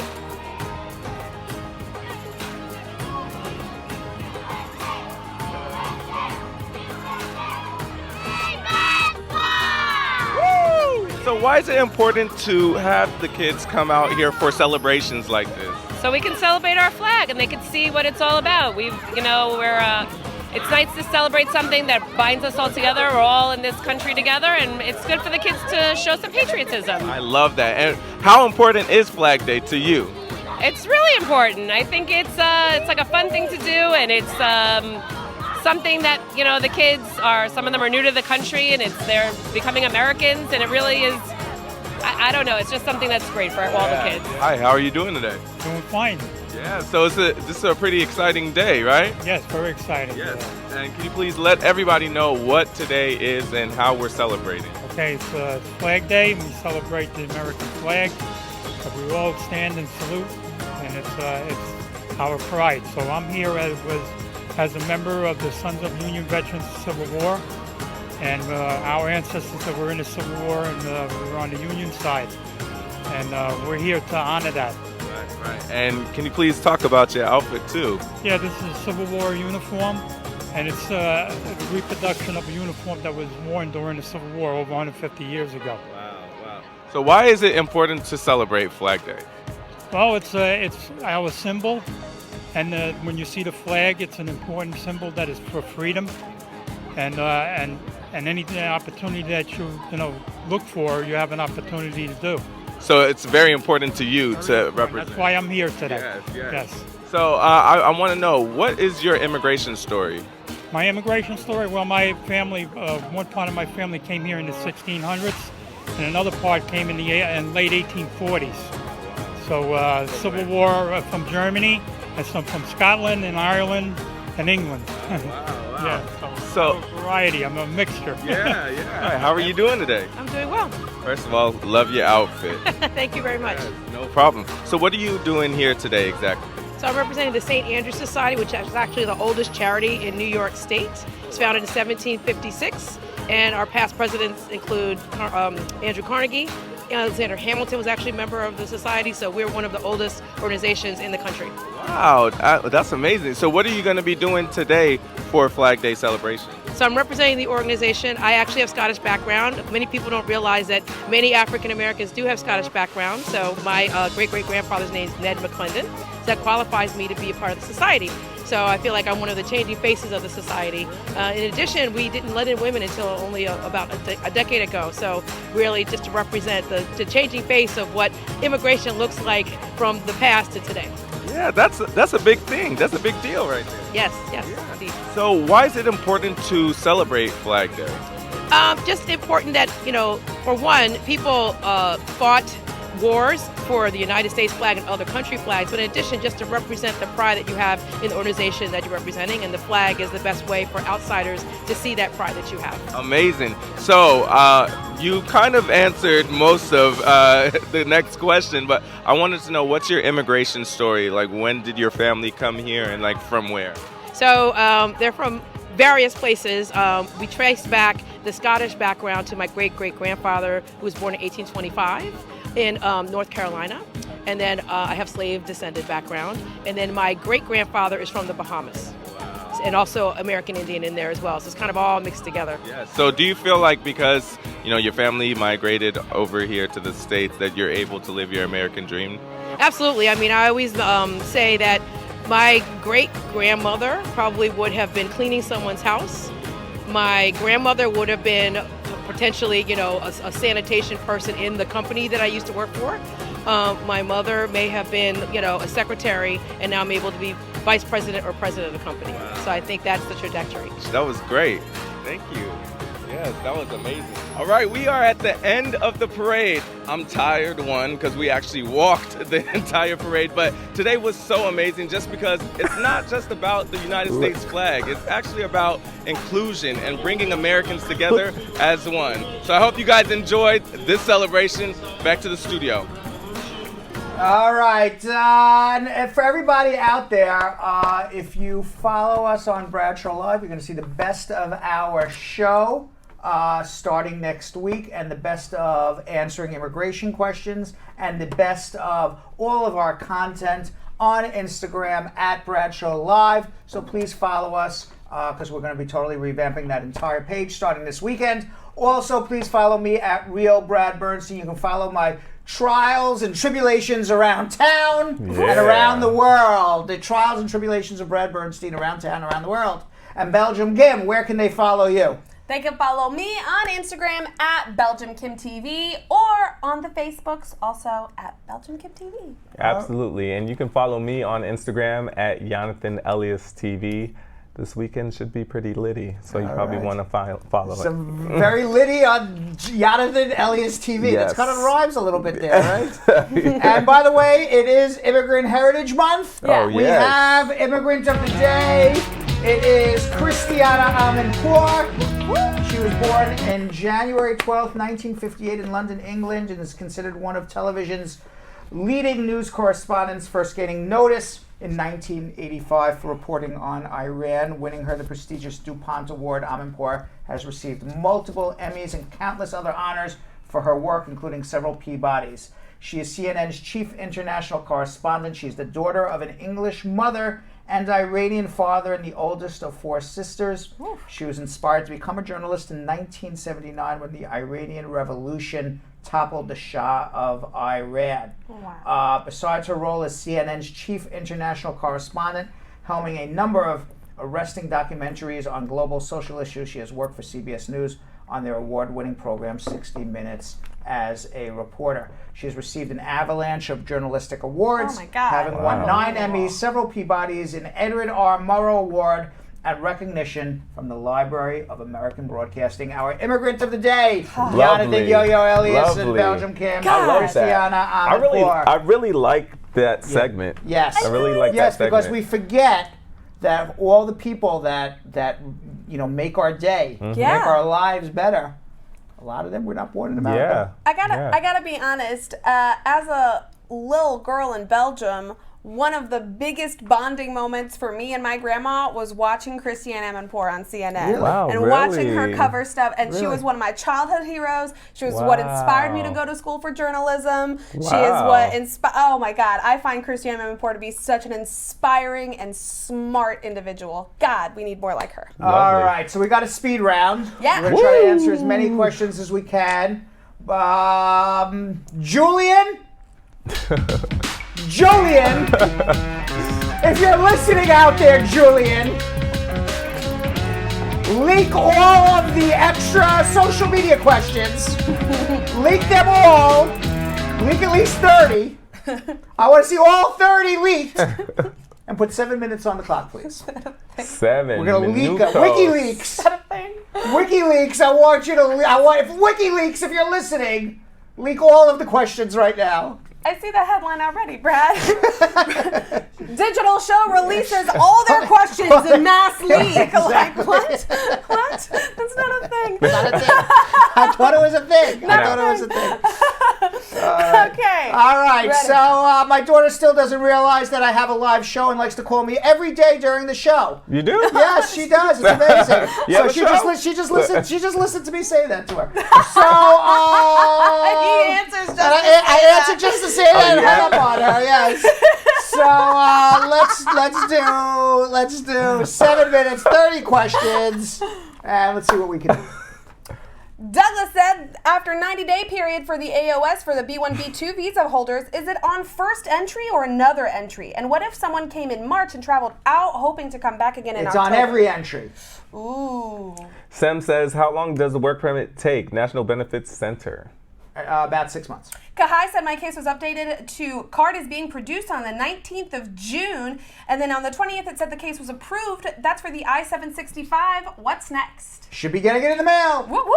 Tate says, how long would it take if my mom did an adjustment of status for me? She's a citizen. How much does it cost? Will we need an affidavit of support? You need an affidavit of support. It's $1,760. Assuming your mom is a U.S. citizen, you're under 21, you made a legal entry. It will take about 12 months. And they said they will consult with you, by the way.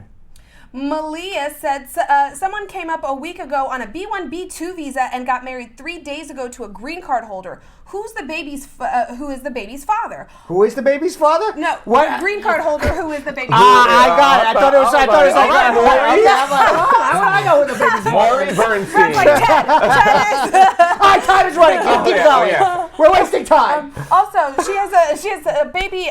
She has a second baby a year ago in the U.S. She'll be going back to her country soon. Are they going to have a problem? Yes, they will. You got married 3 days after it came on a visitor's visa. It's a visitor's visa. It's not a visa to come get married. Shine says, if a person came to visit in May of this year spent 2 weeks left and at the end of May, would it be a problem if they came back November for another 2 weeks?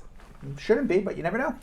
Ashoka says, what does it mean when Trump says there's going to be mass immigration raids next week? And does a person who's waiting for adjustment of status through marriage be affected if they get caught up in these raids? You will not be caught up in these raids because you have your pending adjustment of status. He's talking about people who are living in America who have an outstanding order of deportation, have gone through the entire appeal process, and are still living here despite the fact that they have an outstanding order of deportation. Shivani Smith says, I'm a green card holder. I married my husband, but I received my green card throughout previous marriage. Can I file for my husband now?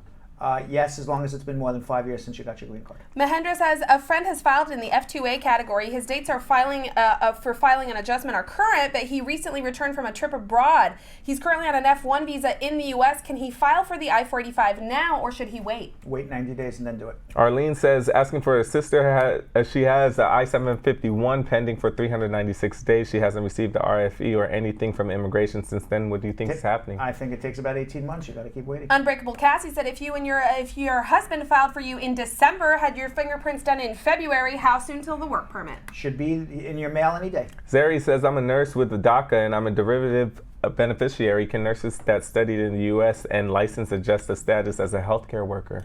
You won't be able to adjust your status because you're probably out of status despite the fact that you're a DACA recipient, but perhaps you would qualify to get your green card home, or you can get a provisional waiver to go home and come back. So Luke came on an ESTA visa and overstayed. Is there any way that he can now apply for his green card and adjust from the ESTA? Yeah, go get married to a U.S. citizen, a bona fide marriage, and live with that person and have a economic relationship. Raphael says, my brother is under ICE custody. He is LPR. Mom, sister, and I are U.S. citizen. He has a criminal record, one charge of possession of schedule, 3.3 years of probation, and battery sentence, 1 year of probation. What can we do? I don't know enough about it other than that he has a criminal record and he's getting deported. I would need to know how long he's been here, how he got his green card, and I would have to actually look at his dispositions and the rest of his criminal records. Linda filed her adjustment of status in February of 2018. In November of 2018, she fulfilled a request for additional evidence, and then she received notice that they would start working on it. In February of 2019, she got her work permit, but they haven't said anything about an interview since they submitted the evidence. What's the holdup? Donald Trump's the holdup. You probably won't get an interview till the end of the year. Carissa says, Brad, can I file for my parents? I'm a legal citizen. My mom married my stepdad 5 years ago. Can I file for my stepdad also? You can file for your parents for sure if you're over 21, and you can file for your stepdad if the marriage happened before your 18th birthday. Mukhtar says, can you tell me more about the I-616 waiver? There is no I-616 waiver. 616? 601. Maybe I-601. The I-601. That covers a waiver for almost every inadmissibility known to mankind. I would need to know more information. Tyzir says a U.S. citizen brought a husband back August 2018, and the husband received the 10-year green card and started abusing her, and now she's separated from him. Left to another state where her family lives, she will file for divorce. Can she revoke the petition that she gave him for his green card? No, you can't. Only the government can revoke it, and he already has the 10-year green card. Jeanette said, can I file for my stepchildren in Haiti separately than my spouse? And if so, is the fee the same as my spouse's kids are minors? The oldest is 15. Yes, you pay $535 for each kid. Jagarban said, I filed for asylum and I just gave birth, but I'm still at the proceeding court. And can I apply for food stamps for my new baby to support myself? Yes, you can. Because the people says I can't. Yes, you can. Okay. Cora said the U.S. consulate in Haiti received all the docs for my fiance visa, and now she's waiting for the interview. It's been about 2 months and they haven't called her. What can I do for them to move forward? And while they're just really slow. You got to give them at least 3-4 months, and if more than 4 months have gone and they still haven't scheduled, they'll give us a call. And while she's waiting, I received Medicaid for my daughter that I have with her. Is that going to be a problem for her filing? It's not going to help, that's for sure. Jenny says, how long will it take for my brothers to come here once we file the humanitarian waiver? I have a single and married brothers. The humanitarian waiver is to substitute you in for a deceased parent who filed. I don't know what the priority date is after, but humanitarian waivers take about a year. Aaliyah said, how long after the case becomes documentarily qualified with NBC do they schedule an interview? My brother's documents were accepted in April, but we've gotten nothing since. 12 to 36 months from that time. I sent in my I-30 or maybe I-130. Made an error that says I did a fingerprint, which I never did. You call and tell them about it, and it's been about a month now, no information. You can call to your heart's desire. That's not going to make a difference. You got to wait for them to write you. Jennifer said, I've been waiting over 6 months for a response on an I-824. Is that normal? An approval on an approved petition? Yes, it's very slow these days. Prince Ambuli says, what documents do I need in addition to I-130 for my spouse and amount? For I-130, you need marriage certificate, birth certificates, divorce decrees, proof that you're legally married. Luigi said, can a sister who's a citizen file for her brother who's a divorcee? Yes. Sashi says, my EAD expired July 25th, and I filed for a renew on June 17th. How long will it take to get back for a new card? Half of 29 questions we did. And had we not laughed on that one, we would have done it. It's my fault. It's my fault. We laughed. We laughed. We laughed. Right. If Jelly Bean has to in our ear go, time is running down. We've messed it up already. We messed it up already. We've messed it up. We wasted about 15-20 seconds At right least. there. We could have sit and chilled for a little while if we had. Damn it. All right, what was the question again? My EAD expired July 25th, and I filed for a renewal on June 17th. How long will it take for me to get back the renewed card? It's about 6 months. That's it. That would have been it. You should have said that We needed 5 seconds. We needed 5 seconds. You should have just said how long for the work period. Okay. That was a little extra. It's Friday. It's Friday. Stop throwing your cards throwing cards. Yeah, y'all just punch in the air. I'm throwing cards. You could take this 8-ball and... Oh, no. No, don't throw the 8-ball, all right? There's a lot of Friday testosterone happening here that I really need to shut down. All right, so let's shut this thing down and get to comments of the day.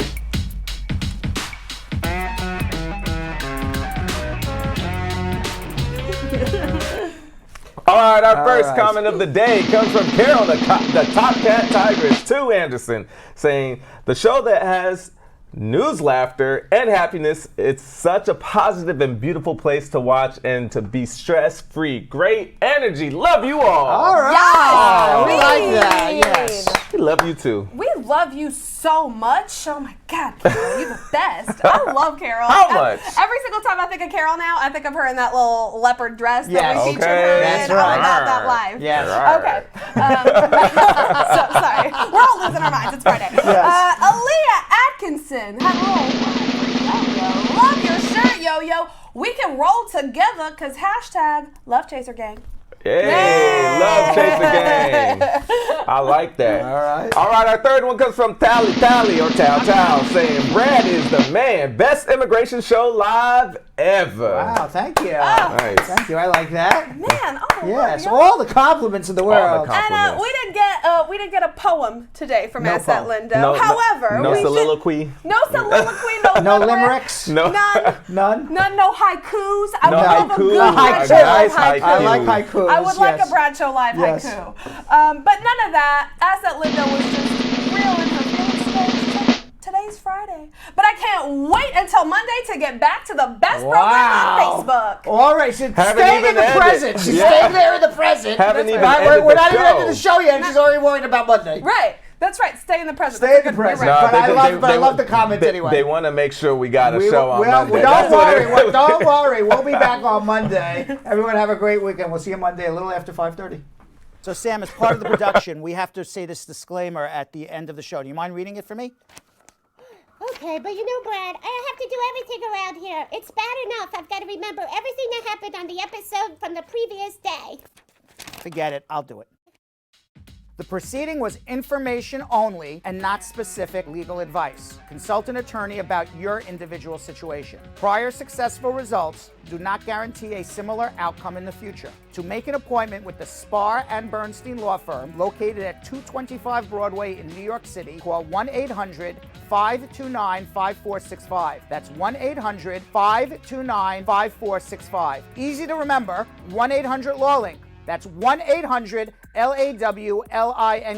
Once again, make a call to 1-800-529-5465. And of course, link up with the law offices of Spar and Bernstein, located at 225 Broadway on the 5th floor. If I were you out there, make the call, make the link, make the connection, make it Spar and Bernstein. 1-800-LAWLINK. That's 1-800-529-5465. And now, conveniently located in Hartford, Connecticut on 1 Congress Street. Visit us in Connecticut or in New York at 225 Broadway. That's 1-800-529-5465. 1-800-LAW-LINK. 1-800-529-5465.